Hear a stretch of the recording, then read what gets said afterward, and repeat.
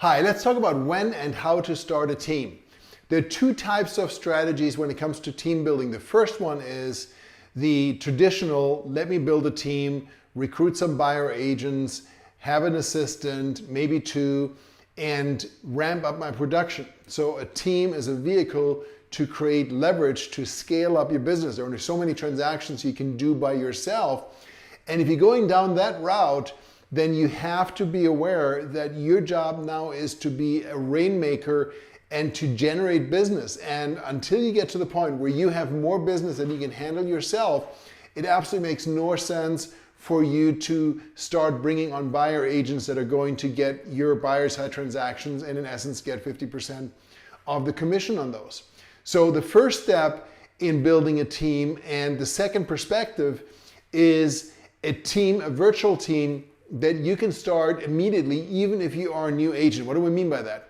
Well, being a team or being part of a team or being a team leader gives you a lot of marketing muscle, and the truth is today you don't need to hire a full-time assistant in order to build a team. When I started in the business, I started out as a team. I immediately hired a full-time employee, an assistant, and then started adding buyer agents to my team as my business volume, my listing side volume started to ramp up. But today, you can be a solo agent and still be a team. You can present yourself as a team, you can be the XYZ real estate group, and you can utilize virtual assistants, and I'm going to talk about that in another video, to support you in your marketing, support you in your operations, support you with your listings, with your transactions, and so forth, in a way that allows you to ramp up your business, ramp up your volume without having to bring on any employees or hire buyer agents. Now, once your volume gets up to the point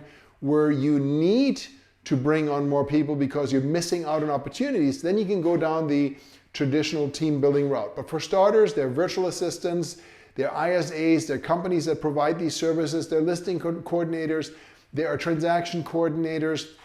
The list goes on and on. You can surround yourself with a team of 4, 5, 6 people, a mortgage professional, a title professional, a transaction coordinator, a listing concierge, an inside sales agent or two, or a company that has many of them that provides follow-up and support to you, an administrative assistant VA, an executive assistant VA, many of them very inexpensive, $4.50, $5 an hour. So you can start building a team that is going to free you up to do the highest payoff activities, which is to generate business and service your customers.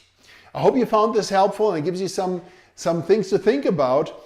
If you have any questions, please feel free to direct message me or leave a comment here. I would love to start a conversation.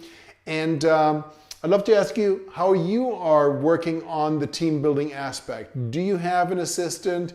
Do you have virtual assistants? Do you use transaction coordinators? How do you create leverage in your business to allow you to be more productive and more profitable? Hope to hear from you. Again, this is Thomas Hyman with Realty Partners.